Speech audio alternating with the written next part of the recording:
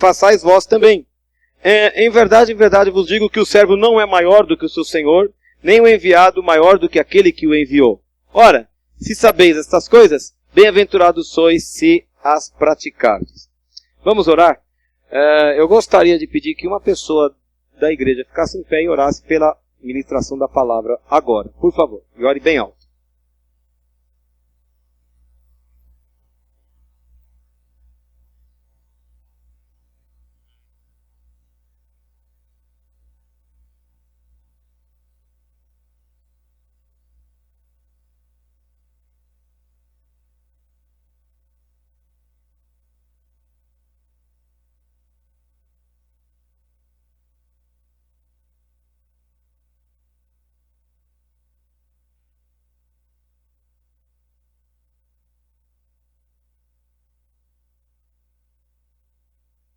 O contexto em que está acontecendo essa passagem é aquele em que Jesus tinha acabado de lavar os pés de todos os seus discípulos, né?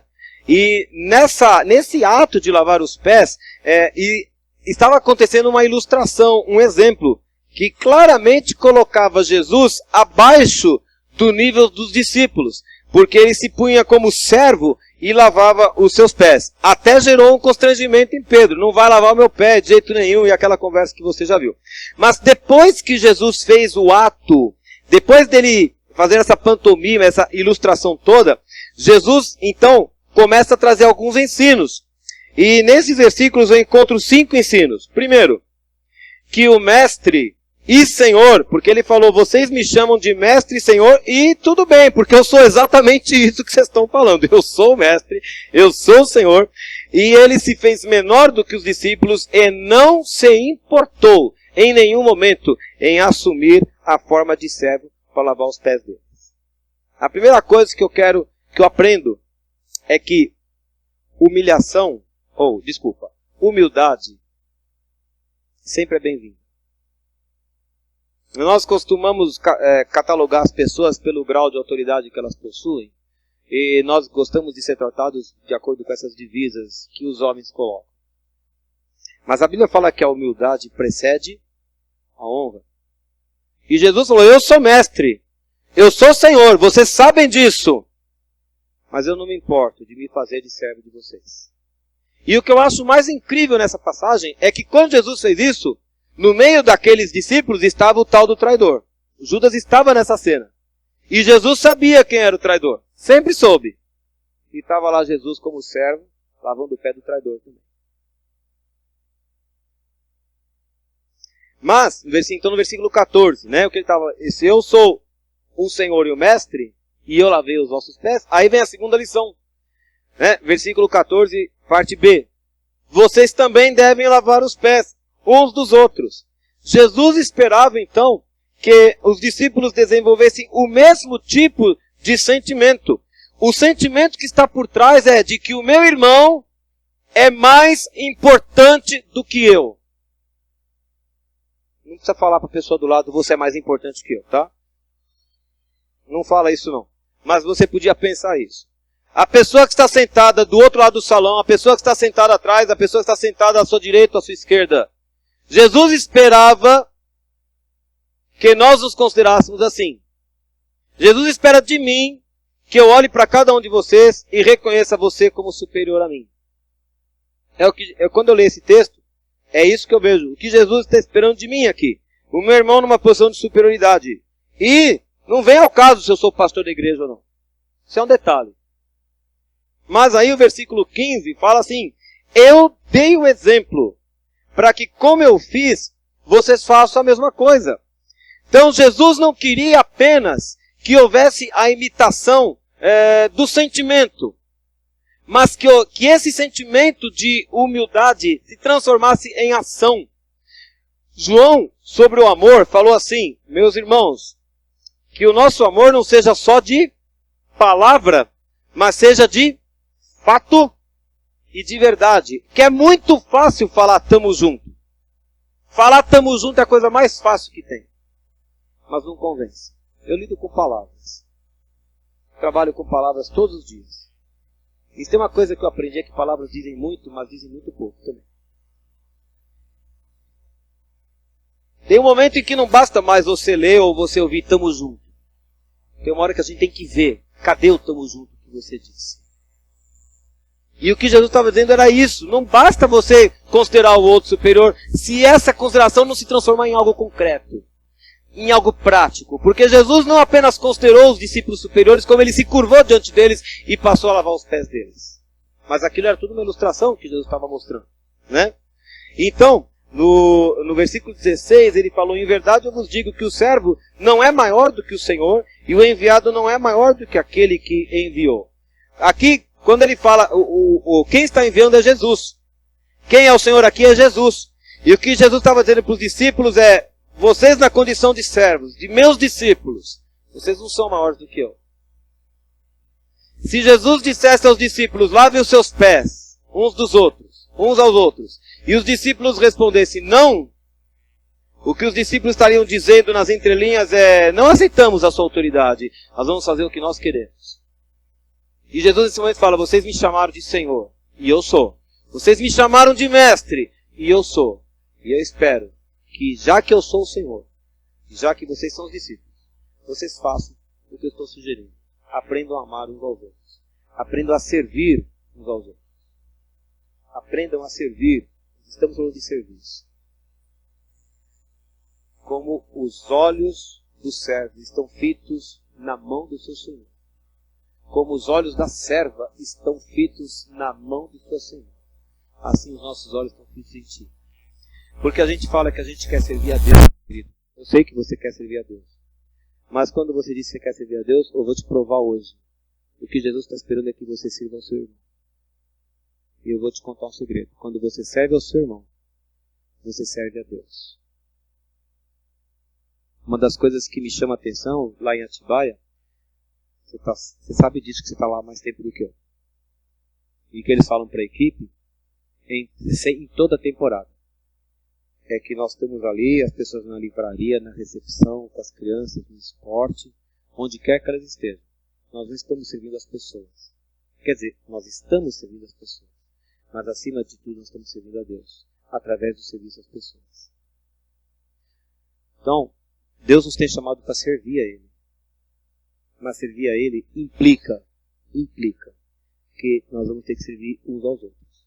Foi isso que Ele falou aqui. Agora, se você diz, não vou fazer, o que você está dizendo para Jesus é: Jesus, eu aceito tudo, mas essa parte aí deixa que eu tomo conta. Agora, só que Jesus não trabalha dessa forma negativa como eu estou falando. Na verdade, eu estou trazendo uma palavra que não parece agradável. Ele traz de uma outra forma. Versículo 17. Se vocês sabem essas coisas, bem-aventurados sois se a praticardes. E eu queria te contar uma novidade.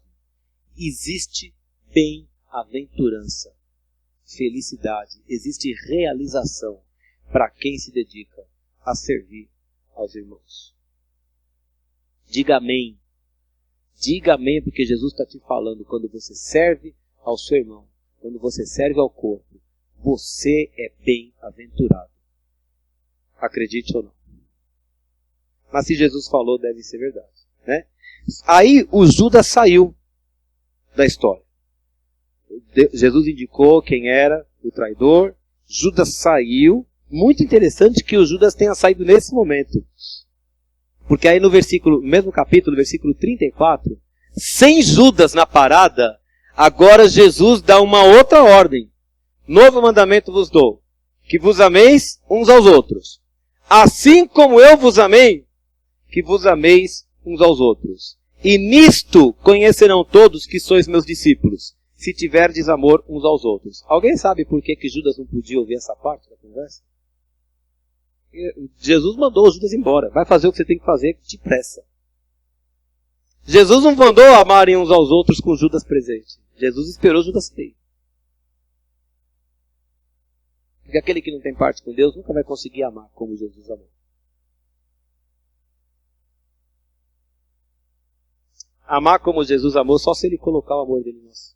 Mas você que tem relacionamento com Jesus, você pode ter esse amor. Você pode ter esse amor. Né? E olha o que ele falou no versículo 35. Nisto conhecerão que sois meus discípulos, se tiverdes amor uns com os outros. O foco, o objetivo, o propósito dessa manifestação de amor era que os outros, a comunidade, o bairro, Você imagina que eu estou contextualizando aqui. Que as pessoas ao redor reconhecessem que aqueles homens andaram com Jesus e que tinham um relacionamento pessoal com Jesus e que Jesus fazia diferença na vida daquelas pessoas. Queremos ser reconhecidos como filhos de Deus? Condição sine qua non. Sine qua non latim, viu, gente? Que significa sem a qual não. Cadê a Mariana? Subiu. Alguém anota para ela e fala isso aí, que ela vai precisar disso aí depois. Lá. A manifestação do amor é a comprovação de que aqueles homens eram discípulos de Jesus. Veja que Jesus não disse, conhecerão que vocês são meus discípulos se vocês tiverem profundo conhecimento teológico. Não disse, vocês serão reconhecidos meus discípulos se vocês mostrarem uma oração muito forte. Se vocês realizarem muitos milagres em meu nome. Se vocês tiverem uma diversidade de dons manifestos na igreja. Em nenhum momento ele disse, serão reconhecidos meus discípulos por causa disso. Mas serão reconhecidos meus discípulos se tiverdes amor uns pelos outros. É óbvio que essas características que eu mencionei agora, a oração poderosa, a manifestação dos dons, o conhecimento teológico profundo, é claro que essas são marcas de um discípulo de Jesus. Mas as pessoas lá fora vão ver o amor entre o corpo de Cristo. O amor dentro do corpo de Cristo. O serviço voluntário dentro do corpo de Cristo. Elas vão falar assim, essas pessoas são diferentes. O que é que eles têm? Que eu preciso saber. Então Jesus estava aqui enfatizando a necessidade de uma vida prática de serviço. Para de falar que você gosta do outro. Faz alguma coisa. Não, pode falar que gosta também, né? Claro, faz bem de vez em quando. Mas deixa isso virar ação. Deixa isso virar atitude. É isso que Jesus espera. Ah, mas eu vou ter que ir toda hora, mas eu sou o pastor da igreja. E daí que eu sou o pastor da igreja? Onde está escrito na Bíblia que o pastor da igreja não tem que amar os outros, não tem que servir os outros? Jesus se colocou como servo. E se Jesus se pôs como servo, quem sou eu? Quem sou eu? Ou quem é você? Ou quem somos nós? Para fazermos alguma coisa diferente. Porque é dessa forma que a glória de Cristo, e quem esteve ontem à tarde aqui vai entender o que eu vou falar. É por meio dessa manifestação que a glória de Cristo é refletida em nós. Nós somos criados para refletirmos a glória de Deus. E esse reflexo está exatamente na manifestação das características divinas. E naquele momento Jesus manifestou humildade. E é o que ele espera encontrar em nós. Né? O Filho obedeceu ao Pai. O Espírito Santo confirmou a obra do Filho. E essa integração harmônica entre as pessoas da Trindade é o que Deus espera encontrar entre os filhos da igreja. Cada um com a sua parcela de contribuição.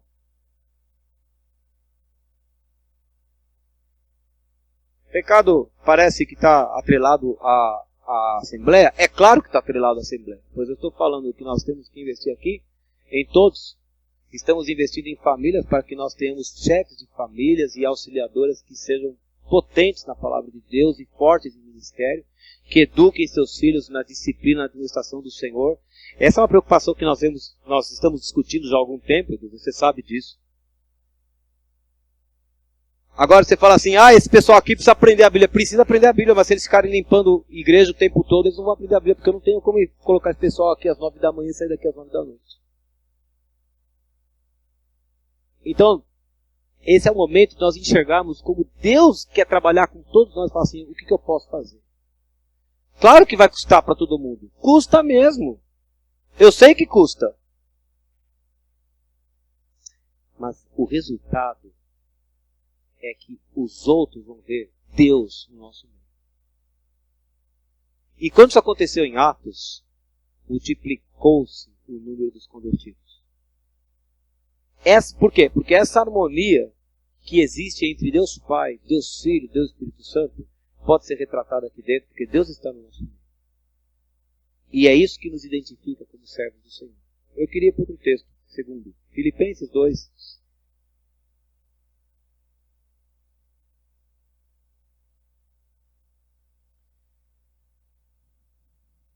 Quanto tempo que deu aí? Tá, vamos prorrogar para 35. Filipenses 2. Eu vou começar no versículo 6.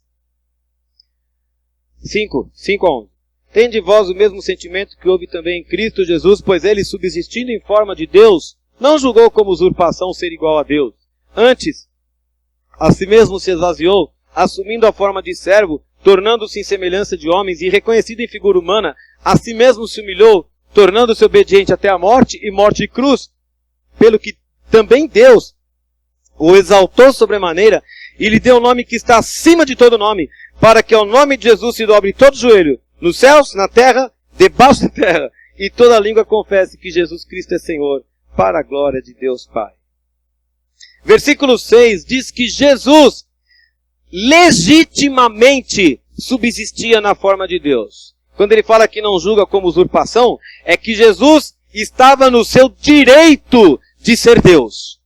O usurpador é aquele que ocupa uma posição e que não devia estar naquele lugar.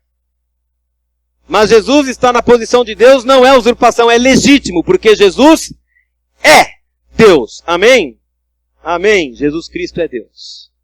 Jesus Cristo é Deus. Esse Deus que nós estamos adorando aqui hoje. E não era usurpação, ele está na condição de Deus. Deus, versículo 7, abriu mão da sua posição divina, da sua posição celestial, e se colocou no papel de servo. Olha lá, está escrito desse jeito, assumiu forma de servo. Está escrito isso na sua Bíblia? Na minha está assim, no versículo 7. E aí, ele assumiu a conformação humana.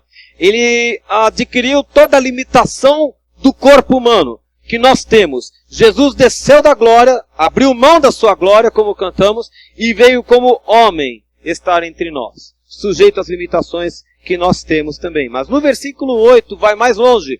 Não bastava ele ter descido à condição humana, ele desce à condição da pior das criaturas, porque a lei de Moisés dizia, maldito aquele que for pendurado em madeiro.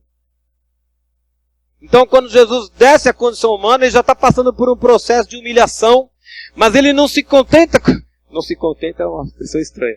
Não bastou essa humilhação, ele vai além nesse processo de humilhação, porque entre nós ele se coloca como o pior. Para carregar todas as nossas mazelas na cruz, que pertencia a mim e a você. Ele carregou. Ele se fez maldição em nosso lugar. Ele se fez pecado por nós. Ninguém mais fez isso. Somente Jesus de Nazaré podia ter feito isso. Ele se coloca como um ser humano da pior categoria, em nosso favor. Agora Jesus tinha dito para os discípulos, se vocês fizerem assim, vocês serão bem-aventurados.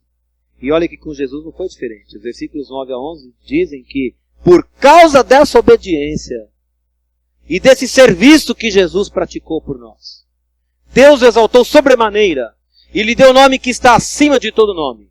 E ao nome de Jesus, todos vão se dobrar. No céu, na terra, debaixo da terra. Todos vão se curvar e vão dizer, vão confessar que Jesus é Deus para a glória de Deus Pai. Diga amém, porque isso vai acontecer.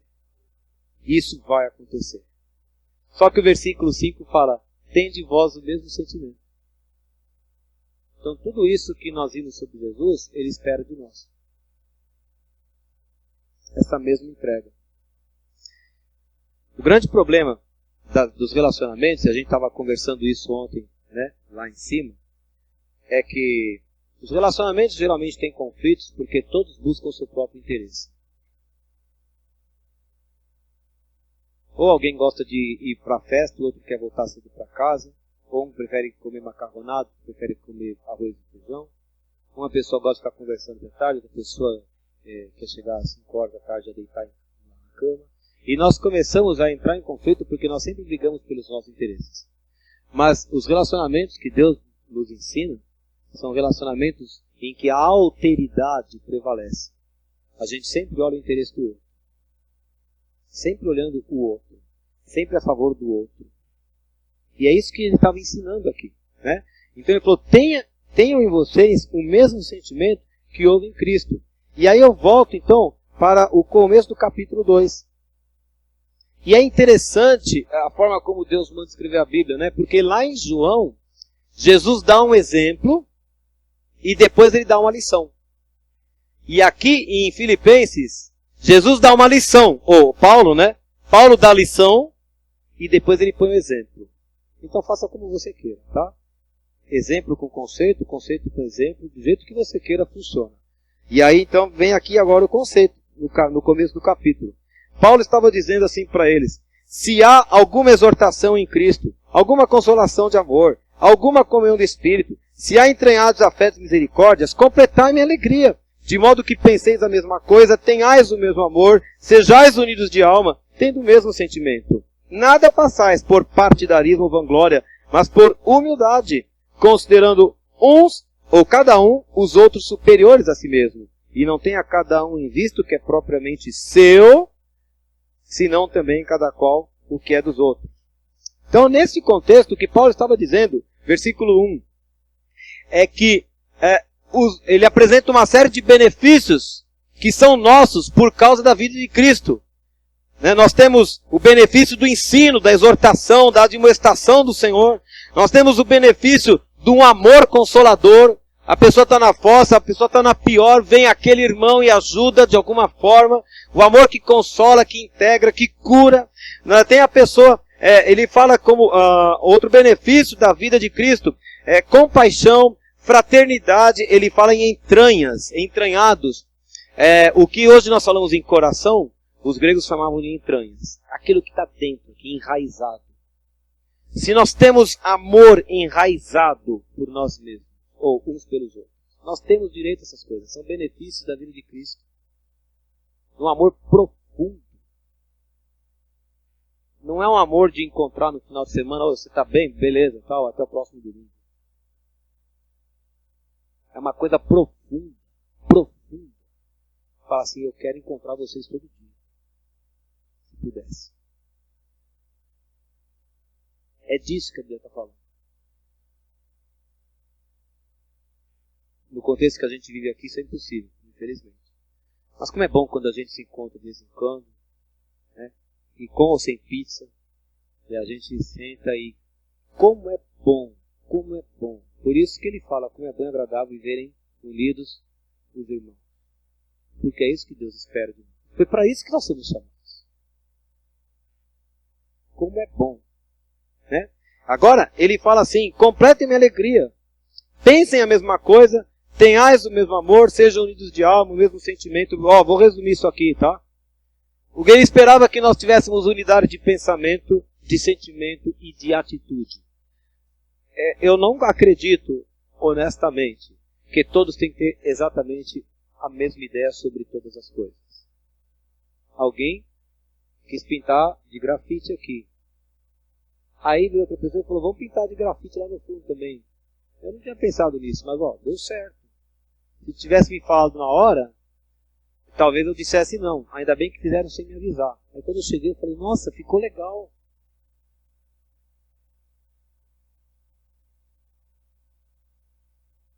Deu certo. Não, ideias excêntricas. Mas uma atitude, a atitude que Deus espera, não está falando de uma ação. Quando ele fala de atitude, ele está falando de uma disposição de coração. A minha disposição é harmonizar com você sempre. Eu posso pensar diferente em algum momento. Se o multicabo tem que passar por aqui, você tem que ir por fora, você tem que pendurar no teto. A gente pode ter ideias diferentes, mas a minha intenção é harmonizar com você.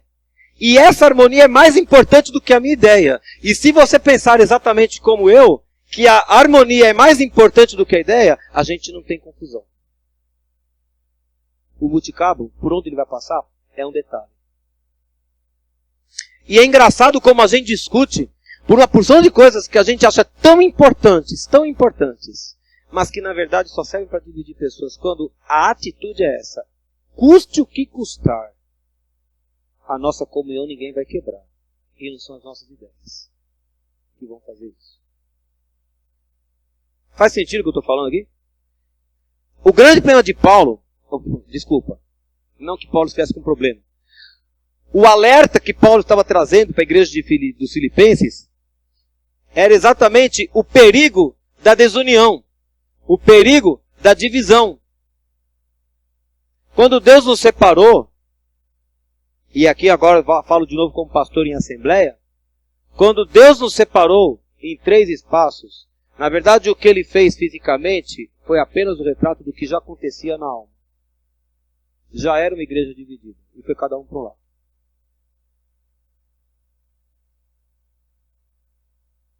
Já era uma igreja dividida que não falava a mesma língua. E que Deus permitiu que fosse cada um para um lado para a gente ver como isso não valia a pena. E Deus nos reuniu primeiro na casa da Sueli. Antes. Primeiro no retiro. Em outubro. Quando quase 6 meses depois de separação, as pessoas se encontraram e falaram como é bom estar junto. E aí o pessoal da Zona Sul veio e falou, vamos fazer o culto junto lá na Leste. E nós pudemos provar disso. E aí Deus foi mexendo com essa massa. Ela foi crescendo de novo. Precisamos ir para um lugar maior. Mas se a minha atitude sempre é de buscar o meu interesse, em algum momento vai haver a desagregação. Que não é o plano de Deus. Por isso que ele fala aqui, versículo 3, não faça nada por partidarismo, vanglória. Né? Então, nós somos ameaçados mesmo por interesses pessoais. Se tudo que você faz na vida, se os relacionamentos que você desenvolve são por interesses pessoais, há um grande risco de haver desagregação lá na frente. E não é isso que Deus quer. Deus quer que eu busque o seu interesse. É ruim falar assim, né? Mas vamos lá. Deus quer que eu busque o interesse do Gabriel, o bem do Gabriel, e que o Gabriel busque o meu bem. Deus quer que a Lidinha busque o bem da Glaucia, e a Glaucia busque o bem da Lidinha. Deus quer que o Douglas busque o bem do Trovão, e o Trovão busque o bem do Douglas. Que a Rose busque o bem do Elcio, e o Elcio o bem da Rose. É isso que Deus espera de nós. Mas se eu ajo por partidarismo, se eu tomo as decisões e eu gerencio minha vida pensando em mim, pensando em mim, pensando em mim, perigo. E é isso que Paulo está falando. Não faça coisa por partidarismo, por vanglória, mas faça por humildade. O que foi que Jesus fez? Ele se curvou diante dos seus discípulos. Vocês me chamam de mestre e senhor, eu sou isso mesmo, mas eu não me importo de me fazer de servo de vocês, até do traidor. Eu não me importo de me fazer servo do traidor, se for o caso, para manter a unidade. Esse sentimento que Jesus espera que nós desenvolvamos, ele não está em nós, porque ele fere o nosso orgulho. Ele fere. Mas o Senhor vem e fala, eu não te dou opção. Eu não te dou opção, porque eu coloquei meu filho abaixo de você, como maldito na cruz, no seu lugar. Não te dou opção. É incrível. E o antídoto é esse, versículo 4. Não tenha em vista o que é seu. Não tenha em vista o que é seu. Meu ministério, meu chamado, meu nada. Tenho visto o que é do outro.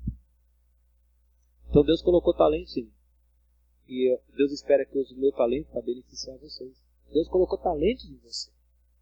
Deus colocou talento. O seu talento pode ser pintar, o seu talento pode ser ensinar, o seu talento pode ser cantar, o seu talento pode ser o seu bolso. Deus colocou, não me interessa qual é o seu talento. Não me interessa. Isso é entre você e Deus. O que Deus espera é que o seu talento seja colocado para o benefício de Deus. E foi esse puxão de orelha que Deus me deu lá em Atibaia. Um irmão, conta ou não conta? Sei lá.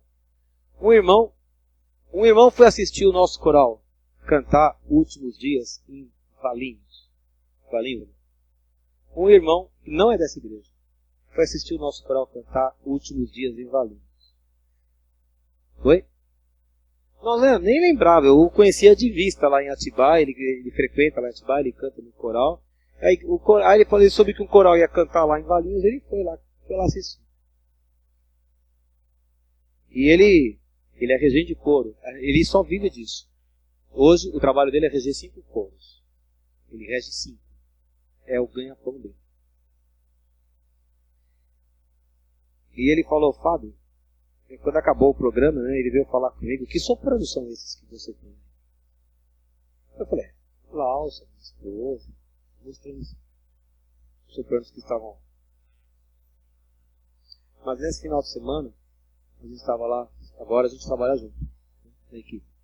Ele virou e falou assim, cara, eu contei pra ele, ele falou do coro, aquele coral que cantou aquelas coisas, eu falei, meu, é tudo leigo.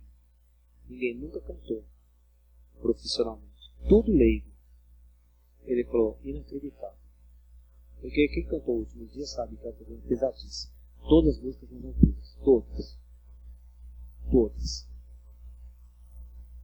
13 músicas, tudo lá no talo. Tipo o Apocalipse. Ele virou e falou, incrível. E aí ele falou assim, Deus deu uma graça para vocês ensinarem a cantar. E aí eu fiquei pensando assim, Deus deu uma graça para ensinar a cantar e eu estou fazendo o que com graça? Porque eu não tenho tempo?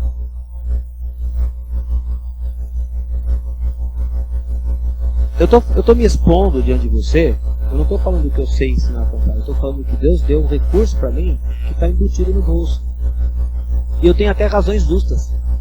Eu tenho razões justas para dizer porque eu não estou fazendo.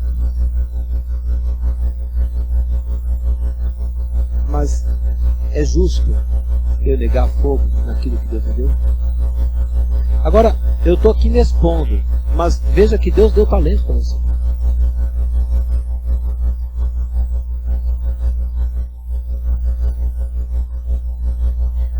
Porque é isso que Deus espera. Pela justa cooperação de cada parte, o corpo efetua o seu próprio crescimento. E lá fora eles vão ver essas coisas. Eles verão que aqui está Deus. E eu quero ir para o terceiro texto e terminar. Hebreus capítulo 6. Eu estou indo realmente para os finalmente. Versículo 10.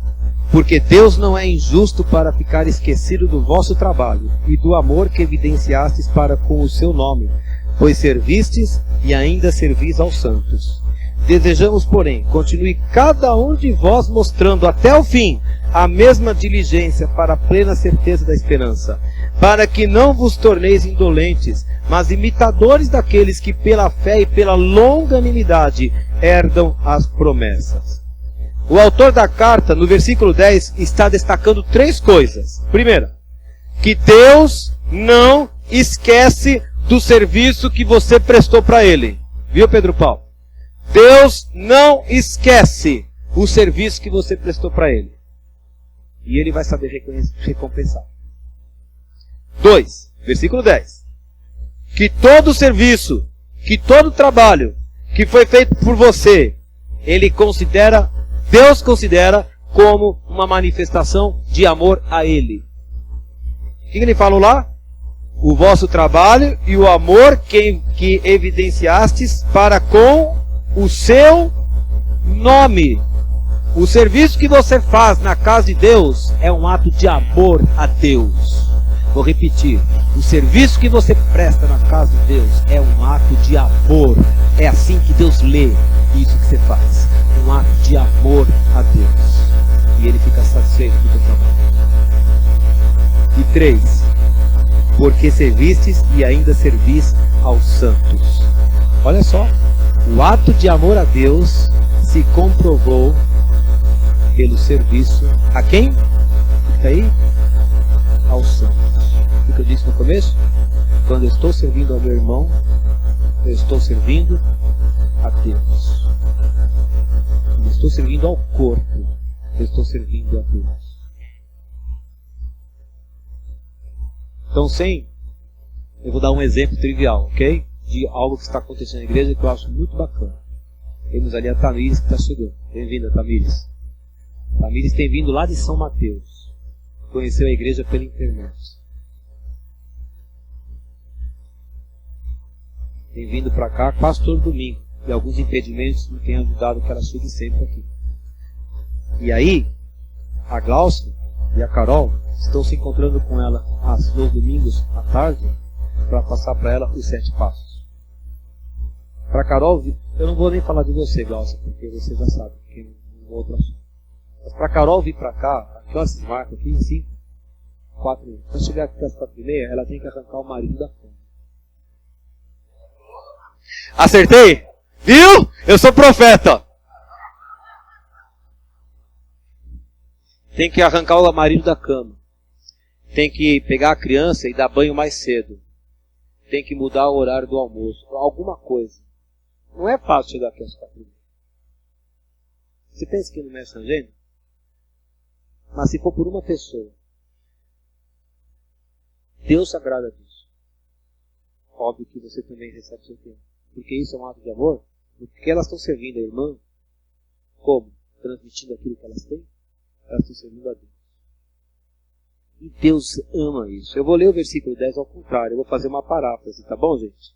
É uma paráfrase meio torta, mas eu estou acabando. É mais ou menos assim. Quando nós servimos aos santos, nós estamos demonstrando amor a Deus. E acima de tudo, Ele registra esse trabalho em seus livros ao nosso favor. Vou repetir. Quando eu sirvo aos santos de Deus, eu estou demonstrando meu amor pelo Pai. E Ele registra nos seus livros esse ato. Jesus serviu a nós, vindo até a cruz. E Deus exaltou sobremaneira e lhe deu o nome que está acima de todo mundo. Eu não vou ter esse status nem você. Esse pertence só a Jesus. Mas Ele falou, se vocês seguirem o exemplo, vocês são felizes se praticarem. E é isso que Ele está falando. Deus não vai esquecer o benefício que você tem feito a sua vida. Mesmo que às vezes custe a sua agenda. Ah, mas eu vou abrir mão da minha agenda. A moça vem lá de São Mateus aqui. Tudo bem. É por causa do nome de Jesus. Está valendo. Está valendo. E o versículos 11 e 12. Cada um de vós continue mostrando até o fim a mesma diligência, o mesmo denodo, o mesmo empenho, o mesmo esforço. Persevere, meu filho. Persevere. Persevere. Assim, para que não vos torneis indolentes, mas imitadores daqueles que pela fé e pela longanimidade herdam as promessas. As promessas de Deus são conquistadas pela fé e pela paciência. Tem que perseverar, tem que perseverar, tem que perseverar.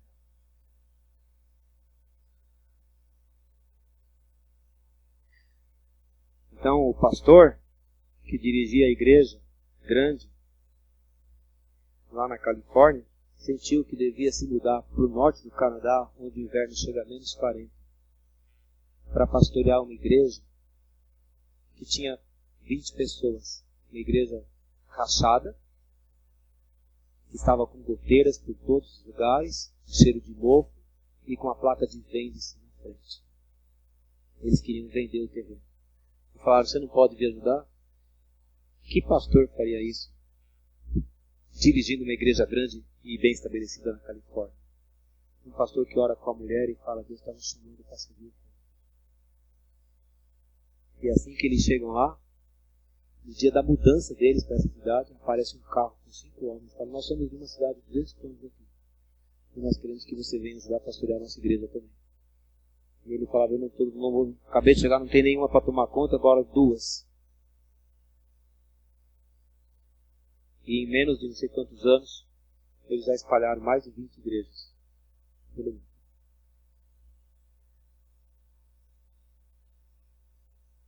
Porque eles estão servindo ao Senhor. Sirva, sirva, sirva. Como os olhos dos servos estão na mão do Senhor, como os olhos da serva estão na mão do Senhor. Os nossos olhos estão consentindo. E quando Deus te disser, vá, vá. Quando Deus te disser, vem, vem. E Deus vai te abençoar.